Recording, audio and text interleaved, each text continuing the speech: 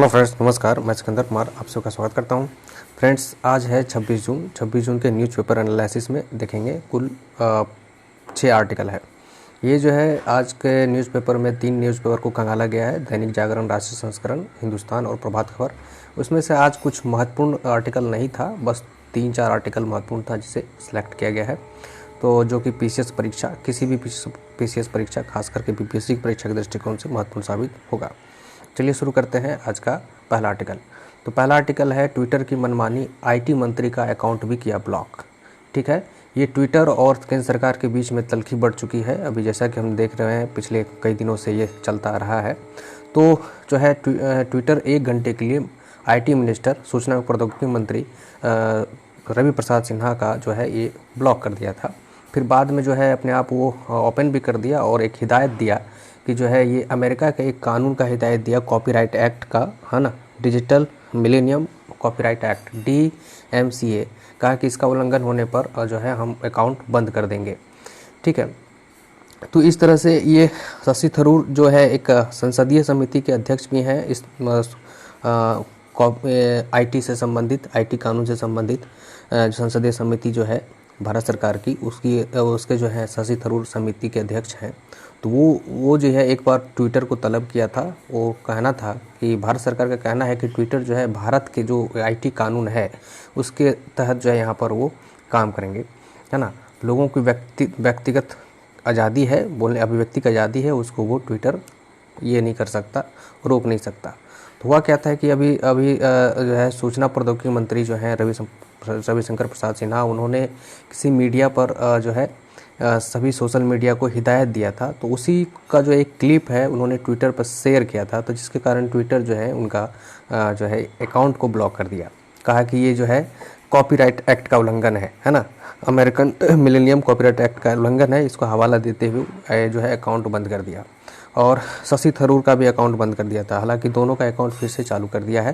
तो ये तल्खी बढ़ी है केंद्र सरकार और ट्विटर के बीच में। तो ट्विटर को एक है 2 टूक कहा है जो है मिनिस्टर ने, आईटी मिनिस्टर ने, कि अगर केंद्र भारत के आईटी लॉ के तहत नहीं चलेंगे तो फिर यहाँ पर चलना मुश्किल है, आईटी ट्विटर को चलना यहाँ पर मुश्किल हो जाएगा। ये है। अगला देखिए, सांसद विधायक अब नहीं बन पाएंगे सहकारी बैंकों के प्रमुख। अब देखिए होता क्या है कि ये आरबीआई का भी एक आदेश आया है। तो RBI, reserve bank of India के द्वारा कहा गया है कि होता क्या है कि शहरी जो सहकारी बैंक होते हैं, सहकारी संगठन, कोऑपरेटिव सोसाइटी के तहत जो बैंक चलता है, तो उसमें जो है सांसद, विधायक और नगर निगम के जो प्रतिनिधि होते हैं वही अमूमन अध्यक्ष पद पर होते हैं या मैनेजिंग डायरेक्टर के पद पर होते हैं, है ना, इस तरह के, या अस्थाई जो निदेशक का पद होता है उस पर वो होते हैं। तो इसमें कहा गया है कि अब कोई भी सांसद, विधायक और नगर निगम के जो कोई भी प्रतिनिधि हैं वो जो है सहकारी बैंकों के प्रमुख नहीं होंगे, है ना, पूर्णकालिक निदेशक भी नहीं होंगे। भारतीय रिजर्व बैंक ने शहरी सहकारी बैंकों में इन शीर्ष पदों के लिए जो पैमाना घोषित किया है उनमें स्पष्ट कहा गया है कि सांसद, विधायक और शहरी नगर निकायों के प्रतिनिधि इसके पात्र नहीं होंगे। एक नया पात्रता को भी डिफाइन किया है उन्होंने। कहा है कि अब कौन पात्र होंगे, तो वो होंगे जो है मास्टर डिग्री किए हो, है ना, और मैनेजमेंट डिग्री किए हो, MBA किए हो, या चार्टर अकाउंटेंट हो, है ना, या MBA किए हो, या बैंकिंग अथवा कोऑपरेटिव बिजनेस मैनेजमेंट में डिप्लोमा डिग्री हासिल किए हो, तो वो जो है अब जो है इन पदों को धारण करेंगे। ठीक है, तो इस तरह से उन्होंने एक और उम्र को लेकर के भी कहा कि 35 वर्ष से कम और 70 वर्ष से अधिक के व्यक्ति भी इस पद को धारण नहीं करेंगे। तो इस तरह का एक नया रूल लागू किया है कोऑपरेटिव बैंक जो है शहरों में होता है उसके लिए। कारोबारी या किसी कंपनी में पर्याप्त दखल रखने वाले भी नहीं बन सकेंगे MD।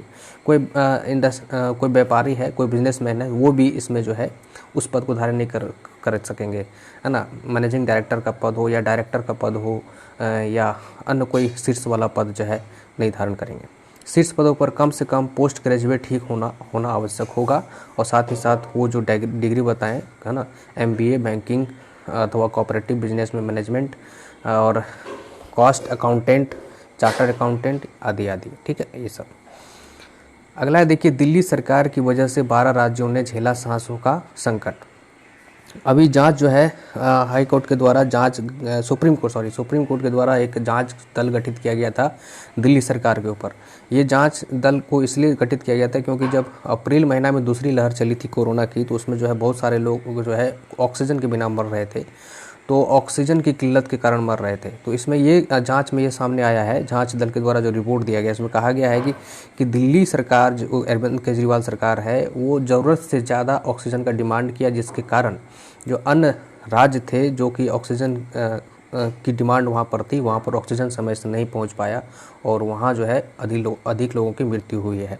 तो इसमें यही चीज़ कहा गया। सुप्रीम कोर्ट की ओर से गठित समिति ने कहा कि केजरीवाल सरकार ने ज़रूरत से 4 गुना ज़्यादा मांगी ऑक्सीजन। दिल्ली के पास मांग के मुताबिक भंडारण की भी पर्याप्त क्षमता नहीं थी। टैंकर खाली होने में देरी होती थी, जिसके कारण जो है वो टैंकर से जो है आपूर्ति दूसरे राज्यों में नहीं जा सकता था।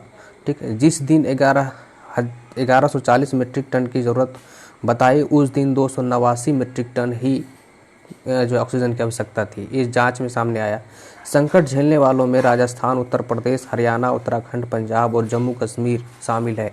तो इस तरह का इस दिल्ली सरकार के इस कदम से, इस जांच दल का कहना है, दिल्ली सरकार के इस कदम से जो है खास करके राजस्थान, उत्तर प्रदेश, हरियाणा, उत्तराखंड, पंजाब, जम्मू कश्मीर और मध्य प्रदेश के राज्य को इसके खमियाजा झेलना पड़ा है। ठीक है, तो अरविंद केजरीवाल ने कहा कि हम अपने लोगों की रक्षा को लेकर कितना मांग कर रहे थे, वो अपना सफाई दिया है। ठीक है, अगला है, देखिए, पाकिस्तान पर लटकती रहेगी FATF की तलवार। FATF क्या होता है? Financial action task force. ये क्या होता है? अंतर्राष्ट्रीय स्तर पर वैसे देशों को एक ग्रे सूची में जो है डाल देता है, ग्रे सूची में जो है लिस्टिंग कर देता है कि जो देश जो है अपने देश में आतंकवादी संगठन या आतंकवादियों को वित्त पोषण करता है या उसमें छूट देता है, उसको है ना संरक्षण देता है। तो FATF जो है पाकिस्तान को पहले से ही ग्रे सूची में जारी रखा है। अभी फिर से जो है ये आया है कि वो एक ठोस कदम नहीं उठा पाया है उस आतंकवादी संगठनों को वित्त पोषण और संरक्षण जो मिल रहा है उस देश में, उसको लेकर के पाकिस्तान जो है ठोस कदम नहीं उठा पाया, जिसके कारण ग्रे सूची में पाकिस्तान का नाम बरकरार रहेगा। आतंकी फंडिंग रोकने पर गठित एजेंसी की निगरानी सूची में फिलहाल बना रहेगा, मतलब वो अब ग्रे सूची में बना रहेगा। मनी लॉन्ड्रिंग, आतंकी फंडिंग रोकने के लिए की गई व्यवस्था में भारी गड़बड़ी है, मतलब पाकिस्तान की तरफ से कोई भी प्रशासनिक ठोस कदम नहीं उठाया गया ताकि वहाँ पर जो है आतंकवादी संगठनों के जो सरगना लोग हैं उस पर जो है शिकंजा कस सके। तो वो पाकिस्तान इस पर जो है अपना कुछ पहल करता हुआ नज़र नहीं आ रहा है, जिसके कारण जो है ये जो है अब पाकिस्तान को हाफिज सईद, मसूद अजहर जैसे आतंकियों के खिलाफ करनी होगी निर्णायक कार्रवाई, तभी FATF की लिस्ट से वो बाहर आ पाएंगे।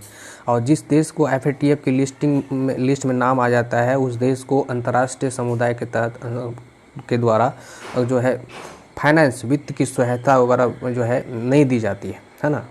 जैसे जो वित्तीय सहायता मिलती है कुछ वर्ल्ड बैंक से मिलेगा या और भी वित्तीय इंस्टीट्यूशन से मिलेगा, वो बंद हो जाता है। ठीक है, तो इस तरह से अब पाकिस्तान के ऊपर है कि वो इस सूची से कैसे बाहर निकले। इस सूची से बाहर निकलने के लिए उसको अपने देश में हो रहे आतंकवादी गुटों को जो संरक्षण मिल रहा है उसको रोकना होगा, तभी उस सूची से बाहर निकलेगा FATF से। स्मार्ट सिटी मिशन अवार्ड में उत्तर प्रदेश को पहला स्थान मिला। देखिए, ये स्मार्ट सिटी अवार्ड जो है दिया जा रहा है शहरी विकास मंत्रालय के द्वारा भारत में दिया जाता है।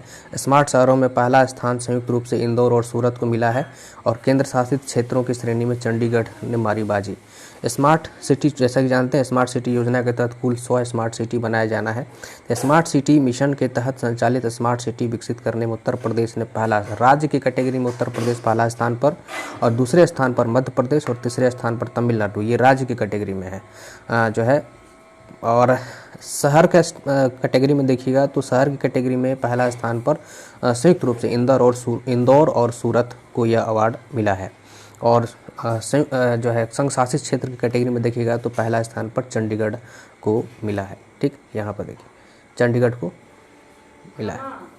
ठीक है, इस तरह से जो है यह किया गया। अहमदाबाद, वाराणसी और रांची को स्मार्ट सिटी लीडरशिप का अवार्ड मिला है ना, तो अलग अलग कैटेगरी में मिला जो है, इस तरह से ये मिला है। गवर्नेंस, गुड गवर्नेंस है ना, वहाँ के मतलब कल्चर, शहरी वातावरण, अर्थव्यवस्था, रोजगार, पेयजल आपूर्ति, शहरी परिवहन बनाया गया है, जो मिलाया गया है, जहाँ पर इसको अवार्ड मिला है उस, तो ये सब काम, रोजगार, पेयजल आपूर्ति, ये सब काम अच्छा रहा है, इसको देख करके दिया गया। ठीक है, यही है। अब जो है ये इस तरह का अवार्ड में एक चीज़ और जोड़ दिया गया है, जो कोरोना के निपटारा के लिए जो बेहतर प्रबंधन करेगा उसको भी इस जो है स्मार्ट सिटी शहर में के एक पैमाना मापदंड के तहत उसको भी काउंट किया जाएगा, है ना। इसकी शुरुआत जो है स्मार्ट सिटी मिशन के तहत जो अवार्ड का जो दिया जा रहा है, इसकी शुरुआत 2018 में की गई थी, है ना, 2018 से इसकी शुरुआत की गई है। ठीक, तो ये है। तो राज्य की कैटेगरी में देख लिए उत्तर प्रदेश, और शहर की कैटेगरी में एक देखिए बहुत ही रोचक खबर है, यह पॉजिटिव खबर है, हालांकि ये परीक्षा के दृष्टिकोण से महत्वपूर्ण नहीं है, लेकिन फिर भी। तो इसमें है कि देखिए मधुबनी, अपना बिहार का ये खबर है, वहाँ एक 2 गुट में लड़ाई हुई और दोनों का मामला कोर्ट में गया, है ना, मधुबनी कोर्ट झंझारपुर में। तो वहाँ पर जो है उसमें जो है जेल हो गई। तो जेल होने के बाद जो है वो जो है जो कोर्ट में वो जो न्याय दिया गया, उसमें न्याय के तहत ये दिया गया कि छोड़ दिया गया उसको जेल से, और उसमें कहा गया है कि पनिशमेंट के तौर पर 5 पौधे लगाने की शर्त पर मिली जमानत। तो जमानत मिल गया 5 पौधा लगाने की शर्त पर। 5 पौधा लगाइए, फलदार पौधा, पर्यावरण हित का फैसला की हो रही है सराहना। मारपीट के तीनों आरोपितों को कोर्ट ने दी सशर्त जमानत। जमानत मिल गया, और जमानत के लिए ये शर्त, ये अच्छी पहल है ना। जमानत के लिए ये सब शर्त देना, ये पर्यावरण की गंभीरता को दिखाता है। न्यायालय भी कितना गंभीर है इसको भी प्रदर्शित करता है। तो आज के वीडियो में इतना ही। थैंक यू, धन्यवाद।